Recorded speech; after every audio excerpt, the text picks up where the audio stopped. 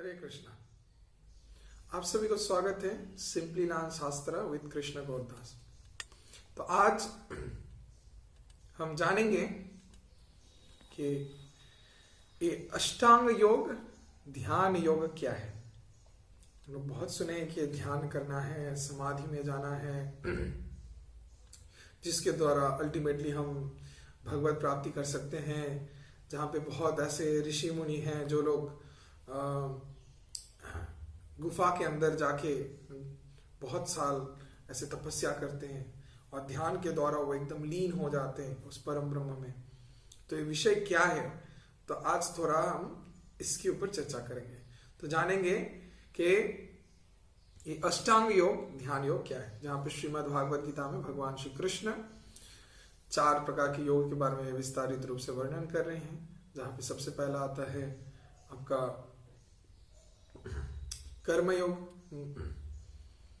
फिर ये ध्यान योग अष्टांग योग, अब इसको छोड़ के ज्ञान योग और अंतिम में भक्ति योग। तो आज हम अभी ध्यान योग के बारे में, अष्टांग योग के बारे में जानेंगे। तो ये ध्यान योग क्या होता है? ये एक प्रोसेस है जिसके द्वारा हम अपने मन को युक्त करने का प्रयास करते हैं। जो चेतन वस्तु है हमारे अंदर, उस चेतन से परम चेतन के साथ, अर्थात ये योग अभ्यास जो है, इससे हमारे अंदर जो जीवात्मा है उनके साथ परमात्मा का संयुक्ति। तो इस ध्यान योग में हम लोग परम ब्रह्म भगवान के ध्यान करते हैं और उनके उस स्वरूप का चिंतन करते हैं।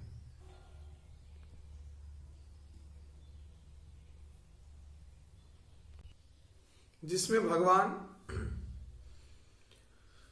ब्रह्मभूत, ब्रह्म के स्वरूप में, ब्रह्म ज्योति के रूप में है और उसमें हमको लीन हो जाना है। तो कैसे इस देह को उनके सेवा में लगा के, उनका चिंतन करके, कठोर तपस्या को ग्रहण करके हम भगवत प्राप्ति कर सकते हैं। तो ये जो मार्ग है ये बहुत ही कठिन मार्ग है, बहुत ही कठिन है, क्योंकि पहले युग में ये संभव था, लेकिन कली के वास्तव अवस्था ऐसा है कि जहां पे लोग 10 से 15 मिनट तक बैठ के ध्यान नहीं कर सकते ठीक से। तो इसमें रह के खुद के मन को एक केंद्र में एकदम विथ फुल कंसंट्रेशन इसको नियोग करना बहुत ही कठिन होता है। और ये तो हो गया साधारण कोई विषय जगत का।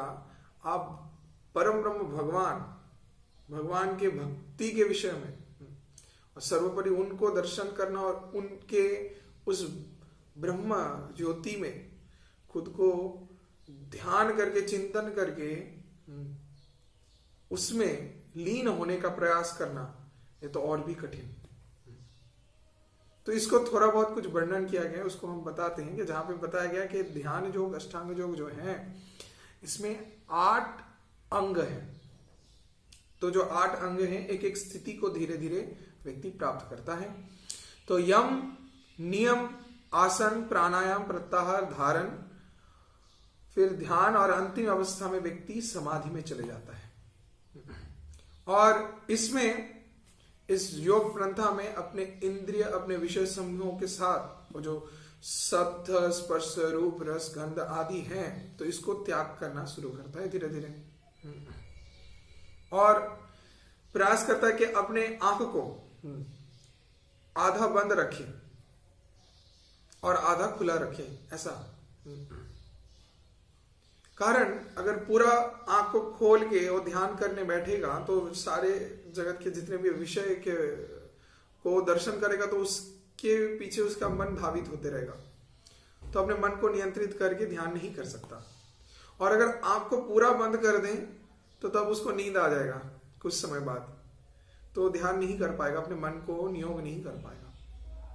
तो इसके कारण आधा आंख को बंद आधा खुला रखे इसको अपने नासिका में केंद्रित करना पड़ता है, एक बिंदु में, और अपने सांस में उसमें पूर्ण रूप से जो पंचवायु है उस पंचवायु की क्रिया कार्य को नियंत्रित करना है। तो जिसमें प्राण अपान व्यान उदान समान, ये जो 5 पंचवायु होते हैं, तो उसको नियंत्रित करना। तो इसके द्वारा अंतिम स्तर पे जाके मुक्ति को प्राप्त करना होता है। तो मुक्ति का प्राप्त विषय क्या है? जहां पे वो खुद इस जगत से मुक्त होके भगवान के पास उस ब्रह्म ज्योति में चले जाता है और वहां पे मर्ज हो जाता है। तो ये जो अष्टांग योग है, ये जो प्रोसेस है, तो इसमें रोजाना व्यायाम, आसन, प्राणायाम आदि ये सब करने के द्वारा धीरे धीरे व्यक्ति बहुत ही एक्टिव हो जाता है, बहुत उसके अंदर एनर्जी चले आता है और धीरे धीरे उसमें कुछ योग सिद्धियों का फल दिखाई देता है।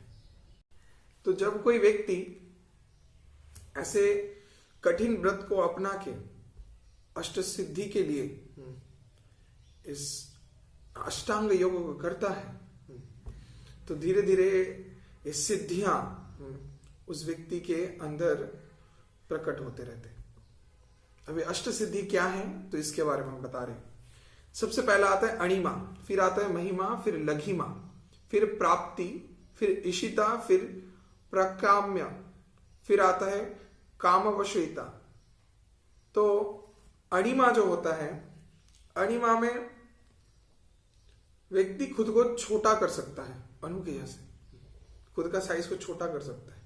महिमा जो है खुद को बहुत बड़ा कर सकता है, खुद का क्षमता बहुत ज्यादा कर सकता है, बहुत ही अद्भुत कार्य को कर सकता है जो आप शायद व्यक्ति को देख के पता नहीं चलेगा, उसके शरीर को देख के पता नहीं चलेगा, पर उसके अंदर ऐसे सिद्धियां हैं कि वो चाहे तो कोई भी विषय को बड़ा कर सकता है और अद्भुत कोई कार्य को कर दिया जो कि वास्तव में संभव नहीं है। हाँ, तो जैसे कि बहुत भारी कोई चीज है जहाँ पे बहुत पहलवान लोग उसको हटा नहीं पा रहे, उठा नहीं पा रहे, लेकिन कोई एक अष्ट सिद्धि प्राप्त व्यक्ति वो तुरंत ही उसको मंत्र के द्वारा या फिर अपने उस ध्यान के द्वारा उसको उठा सकता है, उसको जगह से हटा सकता है। तो ऐसा वो कर सकता है, ये सब शक्तियां आ जाती है। जहाँ पे अणिमा में वो खुद को एकदम छोटा कर सकता है, जहाँ पे बहुत ही छोटा जगह है तो उससे वो घुस जाए, वहां से वो निकल जाए। हाँ, तो कहीं से भी कोई भी दिक्कत हो तो खुद के शरीर को परिवर्तन कर पाए, छोटा करके वहां से उस स्थान में खुद को एडजस्ट कर पाए। ऐसा है। तो कोई छोटे बॉक्स के अंदर घुस गया और फिर वहां से जब बाहर आया फिर अपने शरीर को जो वास्तव उसका रूप है उस स्वरूप में आ गया। तो अपने साइज को भी वो कम ज्यादा कर सकता है, ऐसा गुण है। तो अणिमा और लघिमा। फिर आता है कि प्राप्ति। तो जहां पे वो एक लघिमा जो है, लघिमा थोड़ा अद्भुत है। लघिमा में वो खुद को हल्का कर सकता है,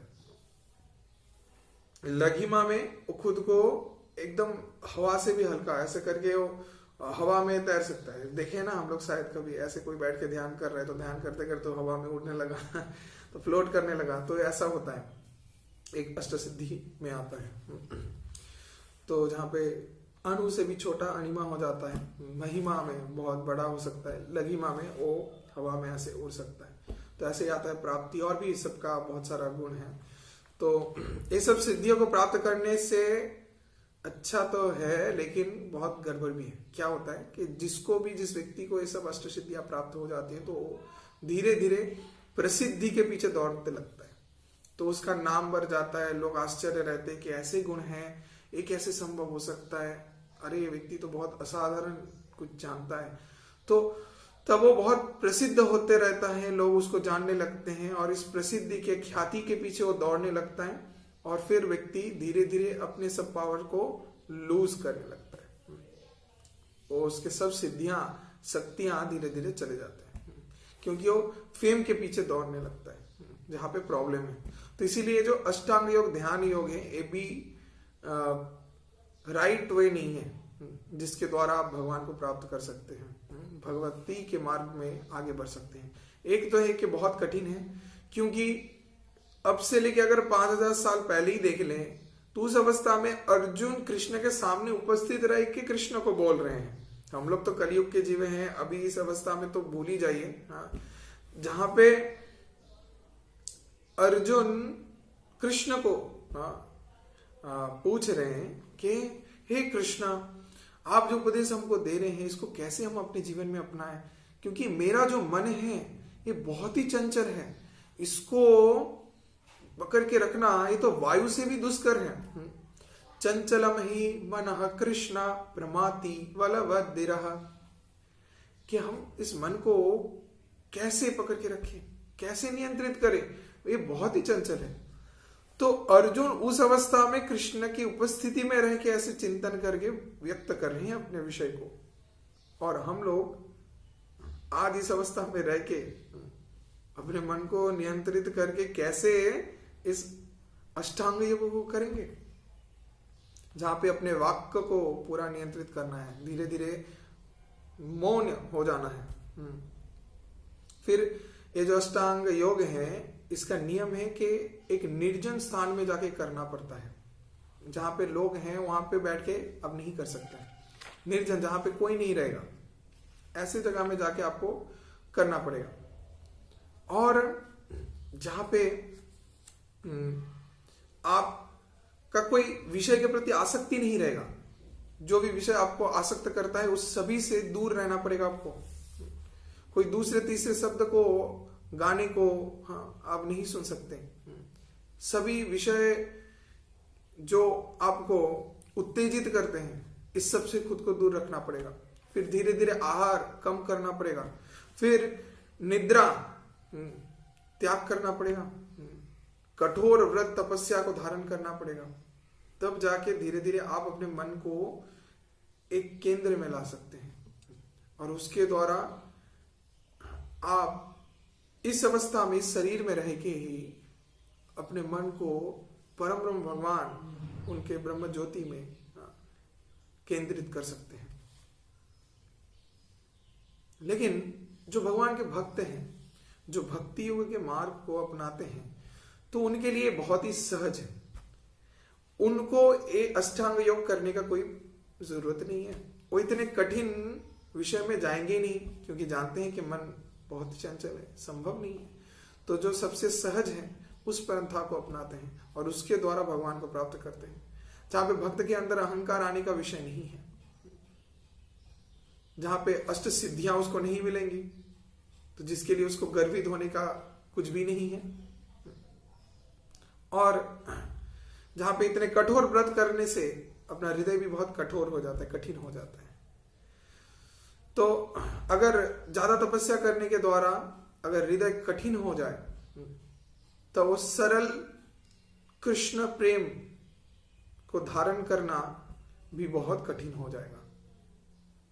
तो भक्तों का हृदय बहुत ही निर्मल, सहज और सरल रहता है, और जिसके कारण ही साक्षात परम ब्रह्म भगवान भक्तों के प्रेम के वशीभूत रहते हैं। तो सिर्फ और सिर्फ भक्ति योग के द्वारा ही हम भगवान को प्राप्त कर सकते हैं, और वो भी सहज सरल तरीके से। तो सभी को बहुत धन्यवाद। हरे कृष्ण।